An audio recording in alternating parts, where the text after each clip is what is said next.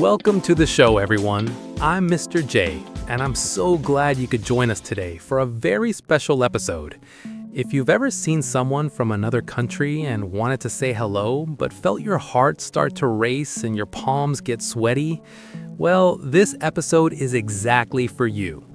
Oh, Mr. J, you are describing me perfectly.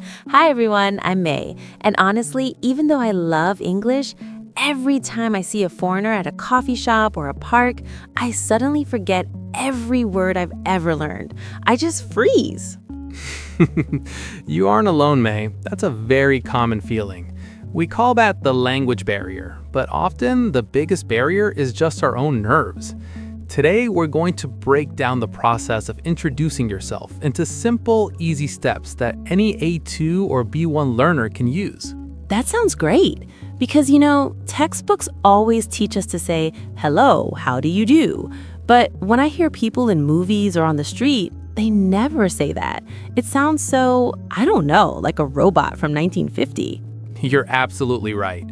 How do you do is very formal. And to be honest, we rarely use it in modern daily life. In this first part, let's talk about the approach. Before you even say your name, you have to break the ice. Break the ice. I love that expression. It means to make a cold situation feel warm and friendly, right?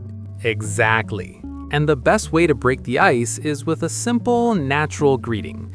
If the situation is casual, like at a party or a cafe, you don't need to be fancy. A simple, hi there, or hello, how's it going, is perfect. How's it going? I like that one. It feels more real. But, Mr. J, what if they think I'm being too friendly or rude? That's a great question.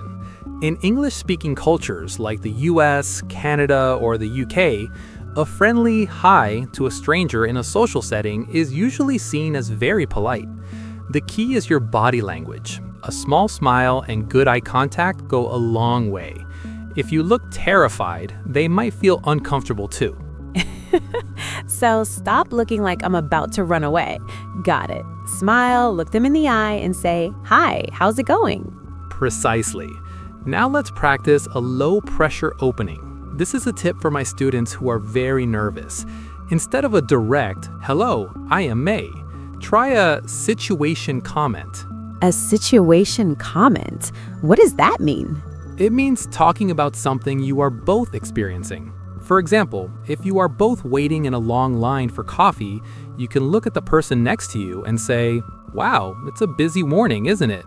Oh, that is so much easier. It's not a test of my English, it's just a comment about the coffee shop. Right, it's natural. If they smile and answer, you know they are open to talking. If they just give a short yeah and look at their phone, that's okay too. You haven't lost anything. But if they respond warmly, that is your green light to introduce yourself properly. I see. So the first step isn't actually introduction, it's testing the water.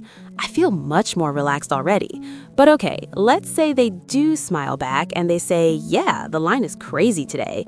Now what? I can't just stand there smiling like a statue. I need to actually tell them who I am.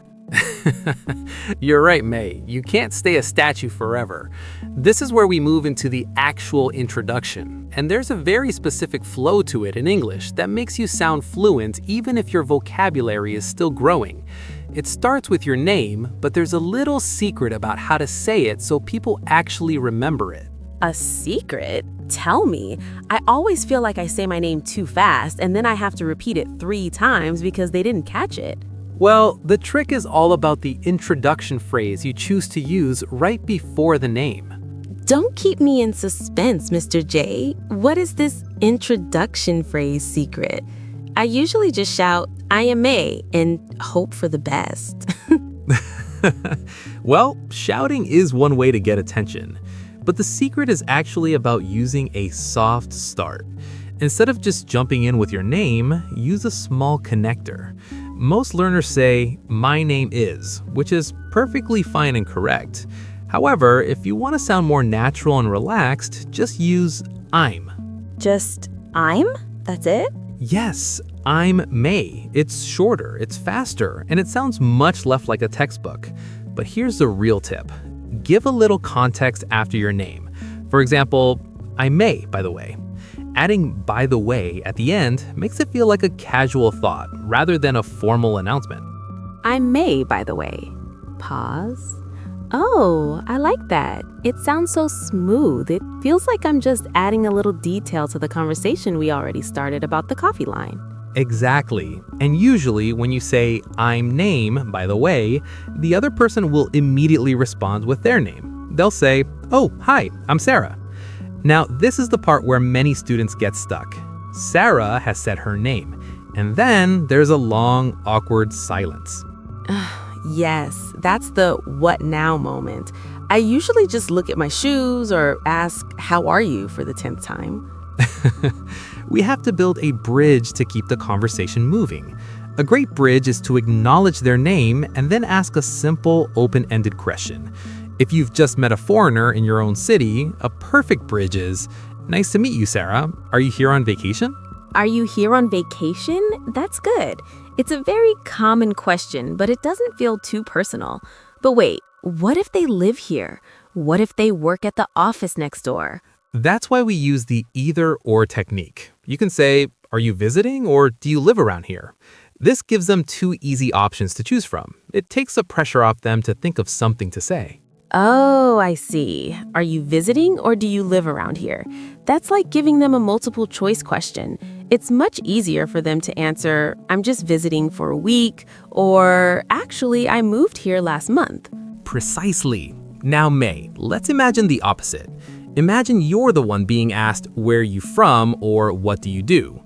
Sometimes, as learners, we give very short answers, like, I am from Korea, or I am a student. Does that sound like a fun conversation to you? Not really. It sounds like a police interview. Name, May. Occupation, student. Home, Korea. It's very dry. Exactly. To make an introduction successful, you should use the +1 rule. Whenever you answer a question about yourself, give your answer plus one extra piece of information. Okay, let me try. If you ask me, what do you do? Instead of saying I'm a student, I could say I'm a student and I'm currently studying graphic design because I love drawing.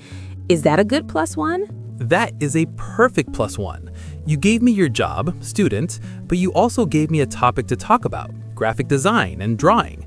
Now I can ask you about your favorite artists or what kind of things you like to draw. You've opened the door for me to walk through. I never thought about it that way. I always thought I had to keep my English simple so I wouldn't make mistakes. But by keeping it too simple, I was actually making the conversation harder for the other person. That is a very deep insight, May. Being helpful in a conversation means giving the other person enough hooks to hang their next sentence on. If you give a one-word answer, you aren't giving them any hooks. Okay, so I have my hi, I have my I may, by the way, and I have my +1 rule ready.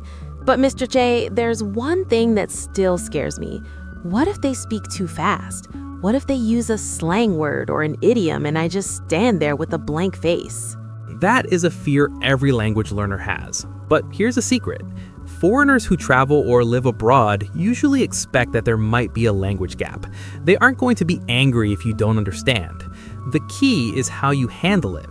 You don't want to just say, what or huh?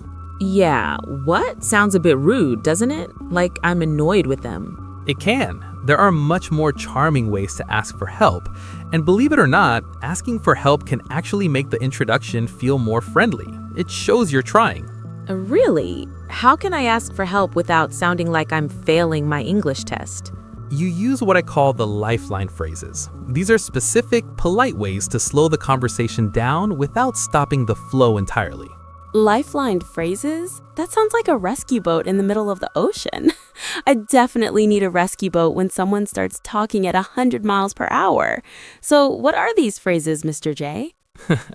Well, the first one is about honesty.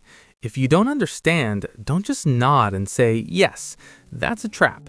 If they ask you a yes-no question like, do you hate this weather? And you say yes while smiling, it looks very strange. Oh, I've done that. I just smile and nod because I'm embarrassed. It's so awkward when I realize later that I agreed to something I didn't mean. Exactly. Instead, use this lifeline. I'm sorry, I'm still practicing my English. Could Could you say that a little slower? I'm still practicing my English. That feels very humble and nice. It's better than saying my English is bad, right? Much better. Never say your English is bad. You are a learner, and that is something to be proud of. When you say I'm practicing, it tells the other person, hey, I want to talk to you, I just need a little help with the speed. Most people will immediately slow down and use simpler words because they want to be understood too. That makes sense. What if they use a specific word I don't know? Like if they say, the coffee here is top-notch. I know coffee and here, but what is top-notch? That's a perfect time for the second lifeline. Sorry, what does top-notch mean? It's a short, powerful question. By asking for the meaning of a word, you actually keep the conversation going. You're showing that you are listening carefully. Okay, what does blank mean? I can do that. It's like a mini English lesson in the middle of a chat. But okay, let's say I understand everything. We've introduced ourselves, we've used the +1 rule. How do we keep the conversation from dying? I don't want to just talk about the weather for 10 minutes. That is where we look for common ground. In an introduction, you are like a detective. You are looking for things you both like. A great way to do this is to ask about first impressions. First impressions, you mean like, what do you think of this city? Exactly. If you are talking to a foreigner in your country, ask them, what's your favorite thing about city name so far? Or have you tried the local food yet? Oh, people love talking about food. Everyone has an opinion on food. They really do. And here's the trick. When they answer, use a reaction word. Don't just sit there. Use words like really, wow, oh, I love that place too, or even that's interesting. I'm good at those. Wow, really? Amazing. I use those a lot, but sometimes I feel like I'm overusing them. Are there other ways to react? You can react by echoing. If they say, I went to the night market last night and the spicy noodles were incredible, you can echo, incredible, I agree, those noodles are famous. You just take one word they used and repeat it with feeling. It shows you are active listening. Active listening. I like that. It's not just hearing, it's participating. So I'm a detective looking for common ground. I'm using my lifelines if I get lost, and I'm echoing their words to show I'm interested. You're becoming a pro, May, but there is one final piece to the introduction puzzle. Every introduction has to end. Oh, right. Sometimes I'm so happy that the conversation is going well that I don't know how to stop. I don't want to just walk away while they're talking. That would be so rude. Yes, please don't just run away. Ending the conversation is just as important as starting it. It leaves a nice aftertaste. You want the person to think, that was a nice person, not that was a strange ending. So how do I escape politely? Is there a lifeline for leaving? There is. It's called the future wish. It's a way to signal that the conversation is over, but you enjoyed it. But before we get to the future wish, we need to talk about how to actually exchange contact information if you want to stay friends. Exchanging contact information. That is the most exciting part, but also the scariest. In my country, asking for a phone number can feel very serious. Is it the same in English-speaking countries? That's a very perceptive point, May. Nowadays, asking for a phone number right away can feel a bit heavy or too personal for a first meeting. Most people, especially younger generations, prefer to exchange social media handles. Like Instagram? Exactly. Instagram or even LinkedIn if it's a professional setting. A very natural way to ask is, are you on Instagram? Or do you have a handle? If they say yes, you can say, I'd love to follow you and see your photos of the trip. I'd love to follow you. That's much more relaxed. It's like saying, I want to be your friend without making it a big deal. But what if I don't want to exchange social media? What if I just want to finish the conversation and go buy my coffee? That is where the future wish comes in. This is how you end the conversation politely. You simply take whatever they told you they were doing and wish them luck with it. Give me an example. Sure.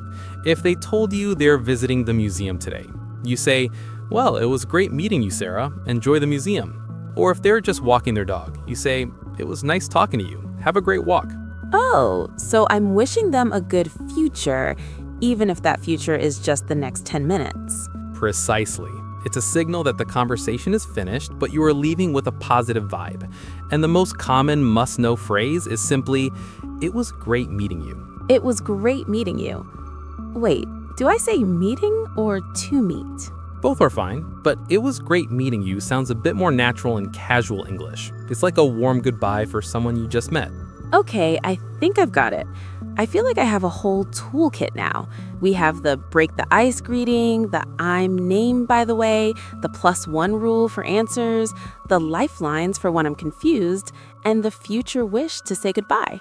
You've got the theory, May, but before we finish today's episode, let's put it all together in a quick practice.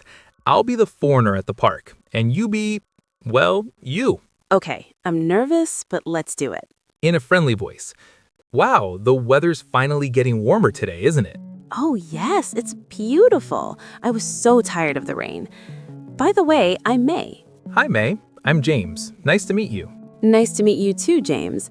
Are you visiting our city or do you live around here? I'm just visiting from London for a few days. I'm staying near the city center. London, wow. I've always wanted to go there because I love the history. Well, James, I have to go meet a friend now, but it was great meeting you. Enjoy your stay in the city. Claps. Perfect. May, that was 100% natural. You used the situation comment, you introduced yourself with a soft start, you used an either-or question, you gave a +1 about your love for history, and you ended with a future wish. I did it, and you know what? It didn't feel like a test. It just felt like talking. That's the goal. Remember, everyone listening at home, the person you are talking to isn't counting your grammar mistakes. They're just looking for a friendly connection. If you are kind and you try, they will appreciate it. That is so encouraging, Mr. J. I feel much more confident now. I think the next time I see someone at the cafe, I might actually say hi instead of looking at my phone. I hope you do. And for everyone listening, try to use just one of these tips this week. Just one. Start with a hi or a situation comment. Yes, tell us how it goes. Thank you so much for the tips today, Mr. J. This was really fun. My pleasure, May. Thank you all for listening to Real English Talk. Keep practicing, stay curious, and we will see you in the next episode. Bye, everyone. Bye.